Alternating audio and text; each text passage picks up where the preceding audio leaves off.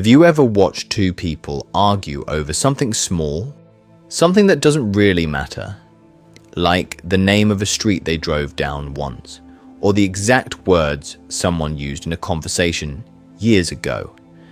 And you see that for one of them, it's not about the street name anymore, it's not about the words, it's become something else, something desperate, a battle they cannot afford to lose. What is that? What is that fire that turns a simple disagreement into a defense of one's entire soul? It's not about being correct. It's about a deeper, more primal need, the need to be right. This isn't just a personality quirk, it's a window into the hidden architecture of the mind, a fortress built to protect a very fragile thing inside. In psychology, there's a concept called cognitive dissonance. It's the profound discomfort we feel when a hard fact clashes with a deeply held belief. Imagine holding a perfect smooth stone in your hand. This is your belief about yourself, that you are intelligent, competent, and good. Now, someone presents you with a jagged rock, the fact that you are wrong. To hold both at once is impossible. It creates a painful tension, a static in the mind. And so, the mind does something remarkable. It starts to change the shape of that jagged rock.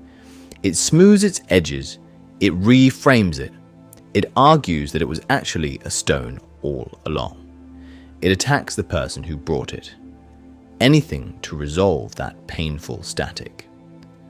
The need to be right is simply the mind's desperate attempt to protect its own image of itself. To be wrong isn't just an error in data. It feels like a crack in the very foundation of who we are. Think of that person in your life, maybe at the family dinner table or in a work meeting.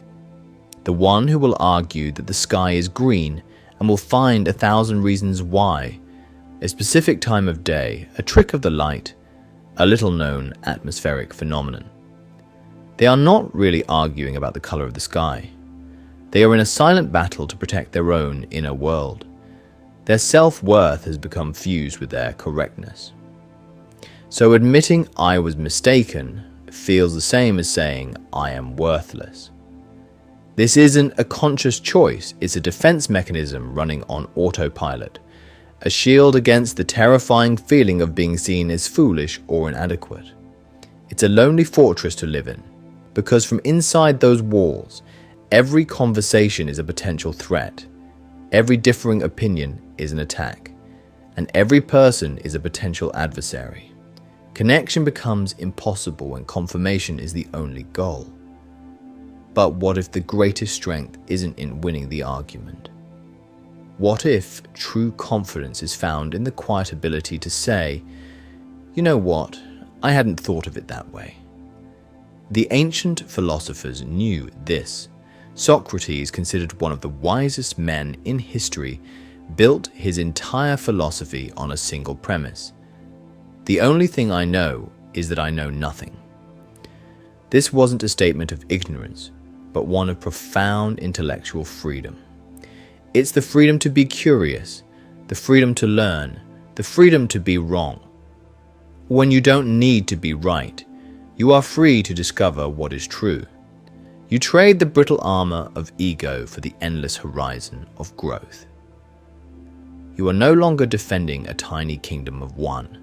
You are exploring the vast, shared world of many. The person who needs to be right is trying to win a war. But the person who is comfortable being wrong has already found peace, because they know their worth isn't measured by the battles they win, but by the connections they build and the truths they are willing to discover, both in the world and within themselves.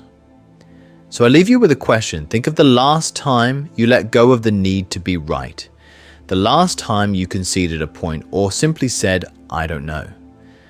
How did it feel? What did you gain in that moment of surrender? Or if you find value in exploring these deeper questions about the human mind, subscribe and join our community as we continue this journey of understanding.